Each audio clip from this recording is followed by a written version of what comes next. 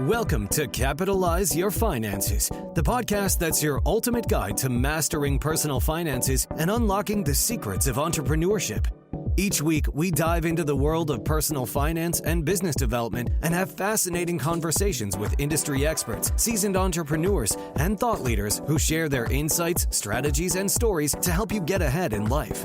Whether you're a seasoned entrepreneur looking to scale your business or someone just starting out on your financial path, this podcast is your go-to resource for inspiration and actionable insights.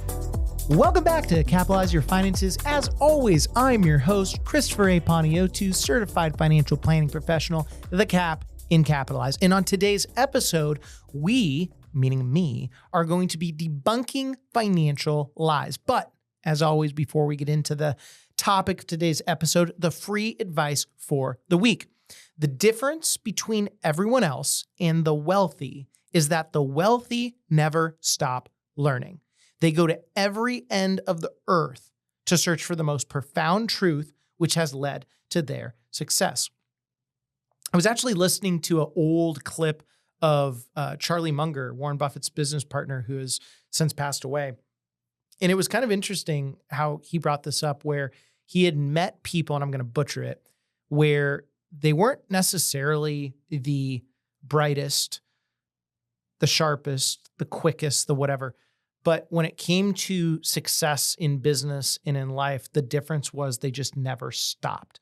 And so if you get anything out of today's episode, which hopefully you get more out of it because we're 30 seconds in, and we've got a lot more to talk about. Just know that if you truly want to be wealthy, both financially and spiritually and within your life, in your relationships, never, ever, ever stop learning. Now let's get into debunking some of these financial lies. And we are going to start with some common myths about money. And the first one that I looked up was, you need to be rich to start investing. That is a fat freaking lie. You do not need to be rich to start investing. Also, if you think about it, unless you just inherited a boatload of money, most people that you know that are considered rich, they started when they were poor. Like that's kind of how it works. Like you have to start somewhere. You have to start at zero. Now, investing, this is a really key point that you need to take away. Investing doesn't always mean investing in terms of the stock market or real estate or whatever you think will provide you long-term success. Sometimes it means paying off high-interest debt. Other times it means saving up for an emergency fund.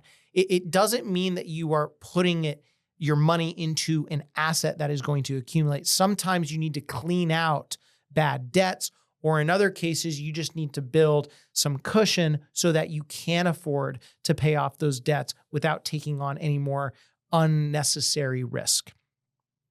Now, another myth about money that I find interesting, it's carrying a credit card balance helps your credit score. So technically, that's not a myth. That is, in fact, true. However, you got to take a step back and ask yourself, what does it mean to earn a better credit score, a good credit score, or a great credit score, really? So if you don't have a credit card, you get a credit card, you start buying things, paying off those same things, and over time, your credit is going to increase. So initially, your credit is going to be absolutely garbage because credit agencies just have no history of you.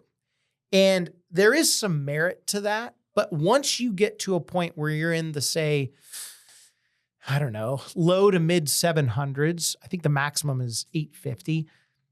To get to that 800 or 850 plus, you have to perpetually keep some debt on your personal balance sheet, meaning you have some debt and you carry it forward every single month. Well, that is going to accrue some interest. And also, I've just seen this in my practice as well as just like personally, there comes a point where once your credit is pretty doggone good, above 700 for sure, above 750, it doesn't really matter.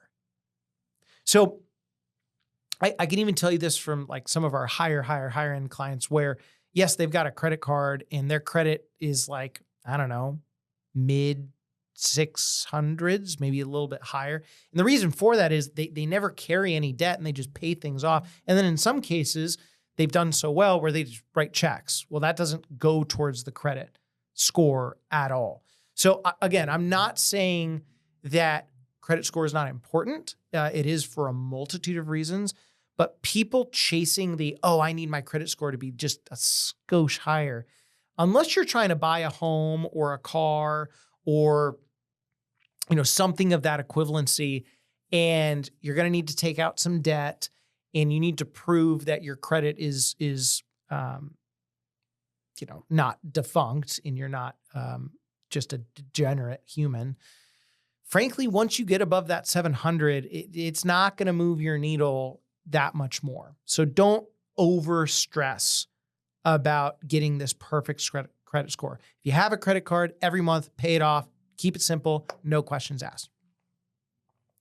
Now, another common money myth that I find kind of interesting, and it is a lie, but again, there's an asterisk to it. Renting is throwing money away.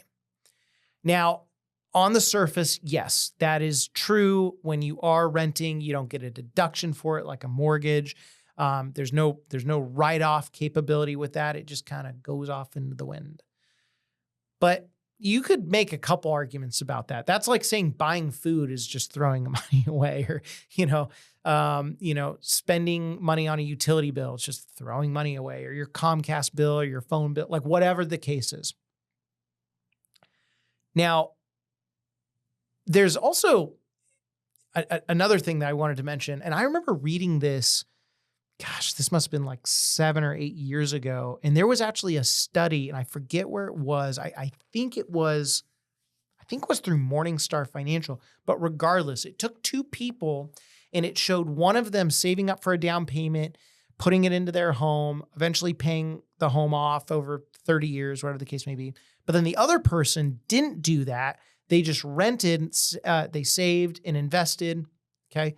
And over that 35-year period, did the person that owned the home have a greater net worth? Yeah, but it wasn't substantial. I think it was like maybe $10,000 or $15,000, which I'm not saying $10,000 to $15,000 is not a lot of money, but if you are saving and investing and compounding your wealth over 35 years, and if you do that prudently, in some cases, a couple $1 billion, that doesn't really move your needle at all. Now, I will say too, if you are renting, you're not throwing money away in the fact that a lot of people that are renting, they do want to own. I get it. It's the American dream. You want to own a home. I'm not knocking that. So what I'm saying is if you are self-motivated enough to be saving for your home or your condo or your rental or a car or whatever the case may be, that down payment, you're not throwing money away. It's a temporary thing. And then on the flip side, what if you love renting? What if you love your apartment? You love where you're at? That's okay. It's kind of an interesting trend I see right now where a lot of people that have just retired are actually sick and tired of owning their homes or their condos. They want to rent, and they want to have all of the worries behind them, because there is a lot of worry that comes into home ownership. And we'll actually talk about that in a couple weeks on an episode. But that's beside the point. It's one of those things where you got to get out of your head that rent is just throwing money away. Now, there are some misconceptions I also wanted to talk about regarding retirement before we head on into the commercial break. Social Security will cover all of my expenses. That is completely false unless you want to live like an absolute pauper. And people forget Social Security income was not meant to replace your income altogether. You got to even go back to your, depending on how old you are, parents or grandparents, and when they retired. So back in the day, you would work for a company for 30 years or however long. When you retired, you would have a pension. And then on top of that, you would have Social Security. So Social Security would help supplement your pension, which would provide you an amazing retirement. You don't have to think about investment risk. The pension and the Social Security pension pay for your retirement. And you even think back to a lot of these people, then they've paid off their homes, they have free cash flow, they can kind of do whatever they want. Now, in 1974, the ERISA Act came about, and that's when the concept of a retirement plan, 401k, 403b, 457b, SEP, simple IRAs, like it all kind of spawned from that. And that's where instead of the pension taking the investment risk, you, the employee, are taking the investment risk in your contribution plan. Because there's two types of plans in the world of retirement. Defined benefit plans, think of pension, because you are defining what the benefit will be in retirement. Again, there's a reason why the government designs it as far as terminology in this context. And then there's defined contribution plan, where you can define how much you are contributing to your retirement, but you're not going to be able to define what that benefit is going to be when you retire, because you can't guarantee that. So, Social Security hasn't gone away, and it's not going to go away. For those of you that are freaking out, I could talk for hours about that, but I'm not going to, because that's beyond the scope of this episode. But the point is, Social Security, it is still meant for that supplement.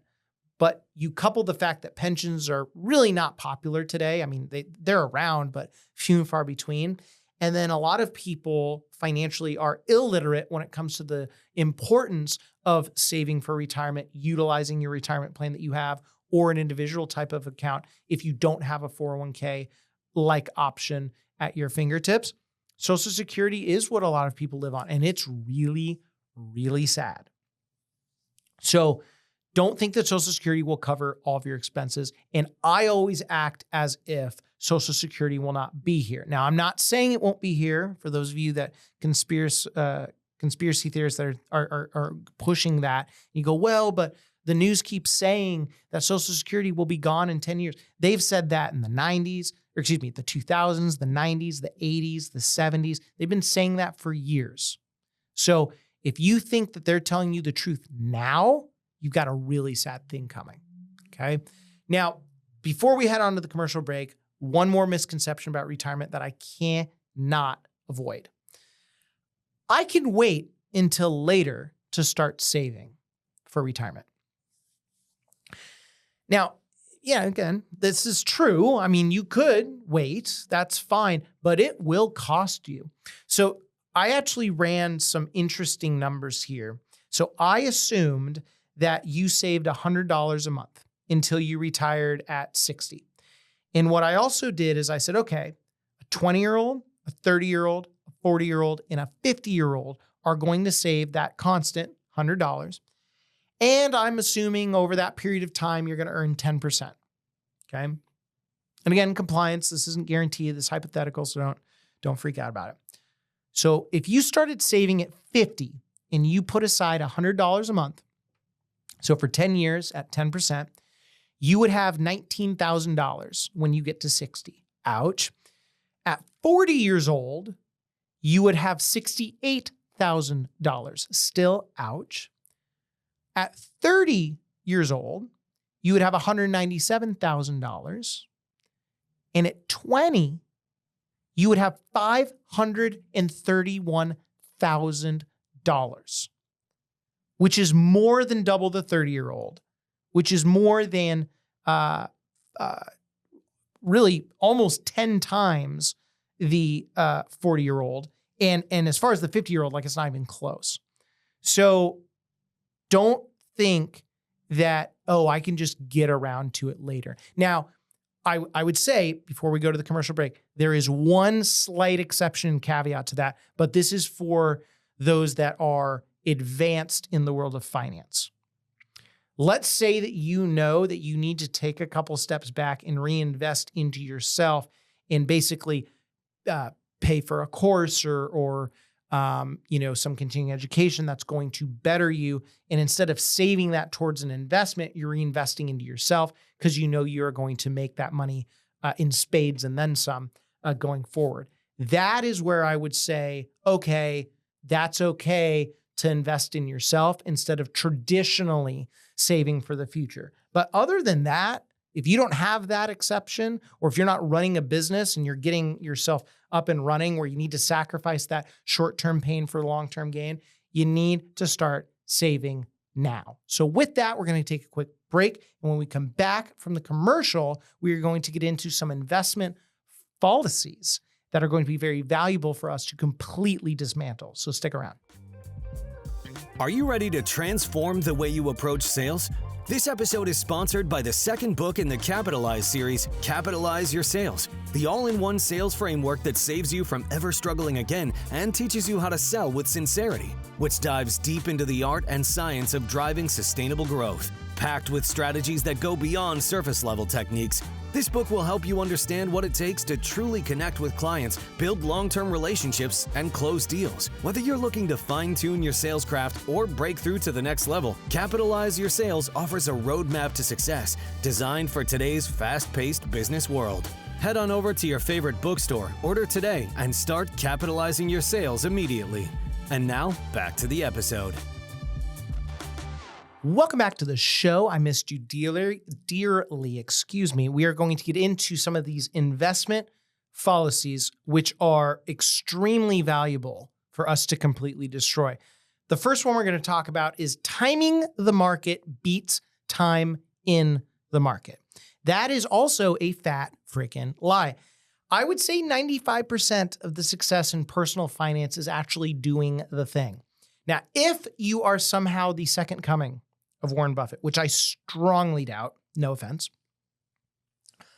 that remaining 5% could maybe slightly add some nice bonus to your investment career.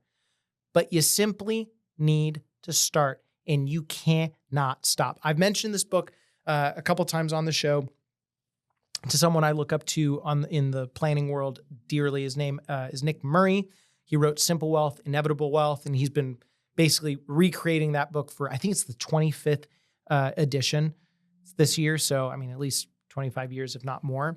And he even said time and time again, people try to get cute with like that home run investment that, you know, just sets you up for life. And oh my gosh, I got in on Amazon when it was an initial public offering, and now I'm set.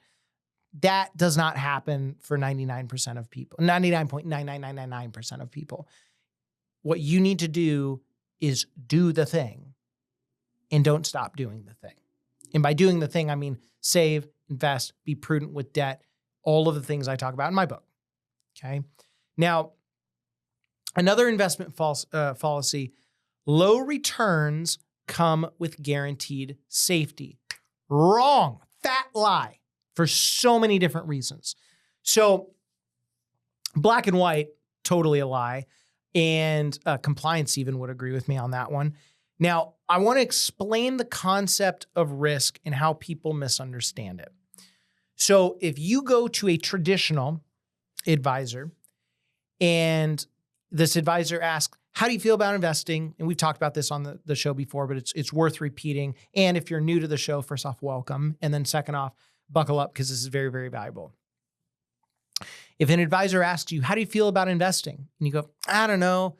I'm in my 20s, but like I'm a pretty conservative investor. Congratulations. You will be able to invest in conservative-like investments that matches your emotional unintelligence with money. You, as the clueless client, would go, well, of course, let's make it happen. And then let's go 40 years down the road.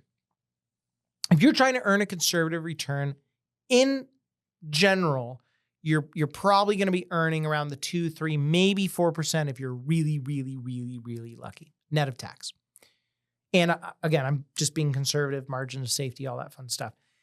So you do that. Let's say you earn 3% over, if you're in your, let's say you're 25, so you're going to retire in 35 years, 60. So you earn 3% for what? 35 years. Congratulations. You have invested according to how you feel inappropriately with money, but your plan got a hell of a lot more risky because you have to save that much more to actually get to the promised lands of the dollar amount in which you need to retire. So let's flip it. What if we knew that since 1950, there's never been a 15-year period where the stock market real estate, private equity, lending, these long-term investment strategies have not gone negative. I'm not giving specifics compliance. I'm talking in generalities. And we also know since 1950, there has never been a 25-year period where the stock market, in this case, have done a bare minimum of 7.94%, but we're going to round up to 8 because I like whole numbers. Well, go back to that person I was talking to you about earlier. It's 35 years down the road. Can I guarantee that they're going to earn 8%? No, I can't. However, if you understand from a planning standpoint what you need to do as far as to earn the best possible return given what you are trying to achieve within the unit of time in which you are willing to achieve it, that is understanding risk. So when someone looks at that and goes, well, I got to invest long term. Well, of course you do, because you have a long-term time horizon. Oh, but I'm really, really conservative. Okay, well, that may come into play later in the planning process. But you still know where you got to go from an investment standpoint. And think about this, okay? So that's risk from a planning perspective. But let's even talk about it from an investment perspective. People think, oh my gosh, the stock market is so risky. Why? Have you ever asked yourself why? Oh, because it's business. Well, I don't deny that. Business is risky. Business can be very risky. Capitalism can be brutal. But what if you really know the business and you actually analyze the business? Now, can you guarantee that returns will continue in the future? Absolutely not. You cannot do that. That's where I agree with compliance.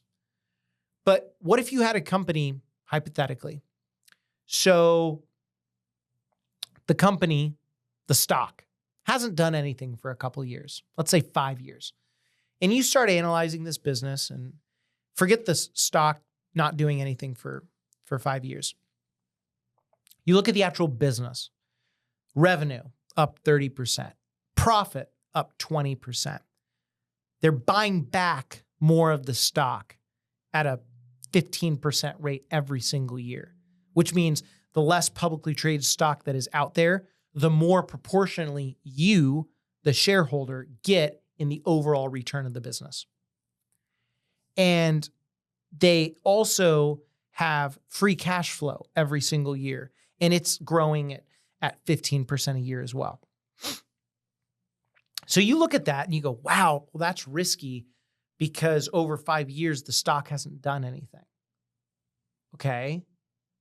Well, but you also know that the business is doing really, really well. So why wouldn't you buy it? Like, that's a huge opportunity. Now, what if let's make it even better. Let's say that all those positives were within the business, but for whatever reason, the stock is down over that 5-year period. You should be oozing out of your spanks with excitement to go and buy that stock. Again, assuming you know the business, you've done the analysis, et cetera. So I could make an argument that that's a safer investment than someone coming to me and go, oh, we need to buy a municipal bond because a bond is less risky. And also there's tax-free income within the municipality, blah, blah, blah, blah, blah. Well, what if the municipality can't afford to pay you, or their balance sheet is really, really light and it sucks?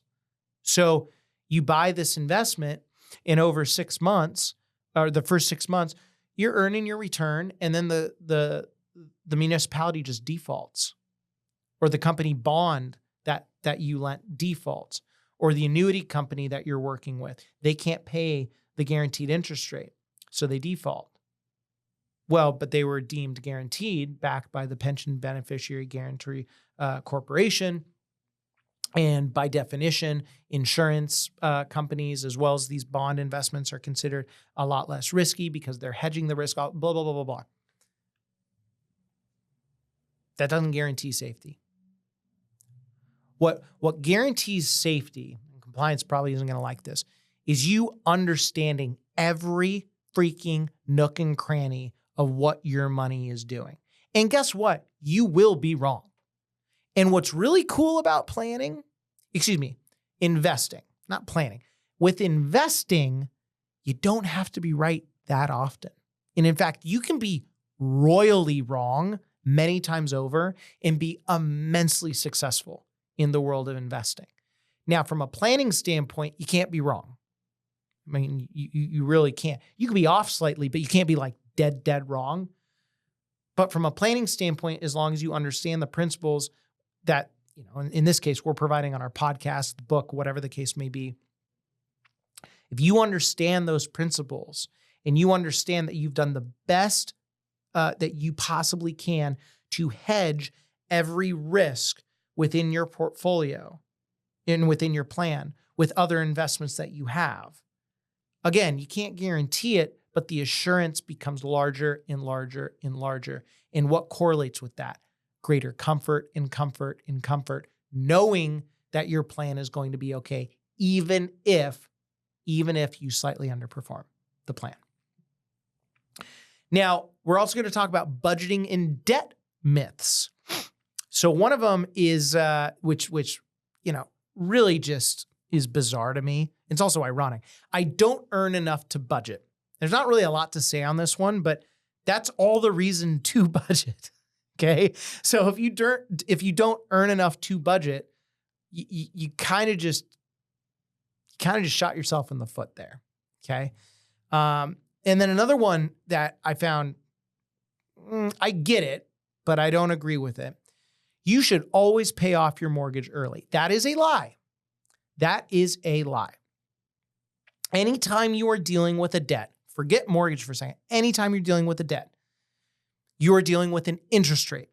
And so you have to ask yourself, what is an appropriate long-term return you can possibly earn versus the guarantee by paying off that debt? And then you've got to weigh the guarantee with the relative certainty of the investment you're looking to pay or buy down, whatever the case may be. Now, before we close this puppy out, there's a couple things that I wanted to talk about regarding spotting financial misinformation. And one of them is vetting sources for financial advice. And I'm talking true experts versus influencers. So this is mission critical when it comes to listening to whoever it is you're listening to, as you've got to ask yourself, what is truly in it for them? And are there any biases that you need to be aware of? Now, I have no problem, absolutely no problem with people getting paid for great advice. And even if there is a bias, but they admit it and they're very upfront about that. Now, it doesn't matter if it's a speaking engagement, books, course. I mean, for crying out loud, I have all these things. So I have no problem getting paid for that. But I do my absolute darnest to get out of as many biases as I can. Also, given the nature of what I'm talking about on the show and the accreditations we have, or I have as a certified financial planner, as a chartered retirement plan specialist, I can't not. I have to throw my biases away. Like it's not even on the table, because it's really about whoever it is that I'm talking to. So I say that because, like I said, you've got to understand where people are coming from, and I have no problem with people getting paid. However, what I warn people about is if the advice giver is very one-sided and not dynamic in the mind when it comes to money, that's something we talk about on the show ad nauseum. This is a huge issue for me, and it should be for you. Now, the last one I want to talk about is avoiding scams and unrealistic get-rich-quick schemes. Now, this should be pretty freaking obvious, but history tends to repeat itself. And anytime you hear someone talk about getting rich quick, and it sounds too good to be true, it is because it is, and you need to run. And I'll be honest, some of these scams have become incredibly sophisticated. And so you really got to tune up those critical thinking skills.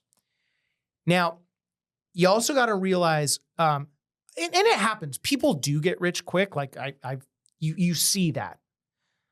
But the game of wealth is a long play. And the sooner you figure that out, the better you will feel and more prudently successful. That's what you're going to become. And that's what this show is all about. That's what we provide every single week on Capitalize Your Finances. And I think that's a perfect way to close out this episode. I had a ton of time debunking these financial lies, and I hope you enjoyed listening in as much as I enjoyed gifting you with this knowledge that I've been a steward of for many, many years. If you have any questions, you know where to get a hold of me. You're going to hear it as we close this thing out. So, as always, because I'm not going to ramble anymore, I'm your host, Christopher A. Paniotu, certified financial planning professional, the Cap in Capitalize. And until next time, keep capitalizing. Take care.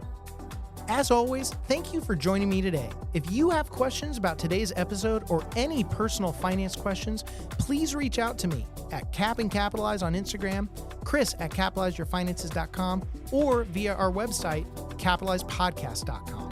If you want more Capitalize Your Finances content, head on over to capitalizepodcast.com and check out our blog, free resources, book, and online course. As always, I'm your host, Christopher A. Paniotu, certified financial planning professional, the Cap and Capitalize. And until next time, keep capitalizing. The information provided should not be considered specific tax, legal, or investment advice and is not specific to any individual's personal circumstances. Each taxpayer should seek independent advice from a tax professional based on his or her individual circumstances. There is no guarantee that any investment strategy will meet its stated objective. All investments involve risk, including the loss of principal. You should always seek counsel of the appropriate advisor prior to making any investment decision. All investments are subject to risk, including the loss of principal. This material was gathered from sources believed to be reliable. However, its accuracy cannot be guaranteed. Examples cited are hypothetical, are for illustrative purposes only, are not guaranteed, and subject to potential federal and state law amendments. There's no guarantee that you will achieve the results discussed or illustrated. The information provided is based on current laws which are subject to change at any time. Capitalize Your Finances is not affiliated with or endorsed by the Social Security Administration or any government agency. Social Security rules can be complex. For more information about Social Security benefits, visit the SSA website at ssa.gov or call 800-772-1213 to speak with an SSA representative. 401k benefits may be subject to change at your employer, the governing pension, or benefit organization's discretion. IRA withdrawals will be taxed at ordinary income rates. Withdrawals prior to age 59.5 may also be subject to a 10% penalty tax. Municipal bond interest may be subject to the alternative minimum tax. Annuities are long-term investment products designed for retirement purposes. Guarantees are based on the claims paying ability of the issuer subject to their terms and conditions. Annuities are not FDIC insured. Please read the insurance company materials carefully. Christopher Paniotu is a registered representative with and securities and advisory services offered through LPL Financial, a registered investment advisor, member FINRA SIPC. Capitalize Your Finances LLC is a separate entity from LPL Financial. Capitalize Your Finances is not registered as a broker-dealer or investment advisor. CRPS conferred by College for Financial Planning. CRPC is conferred by the College of Financial Planning. The people and companies mentioned in this podcast are not affiliated with or endorsed by LPL Financial or Capitalize Your Finances. LPL Financial Insurance License Number 0518721. LPLIA Insurance License Number 0B91442.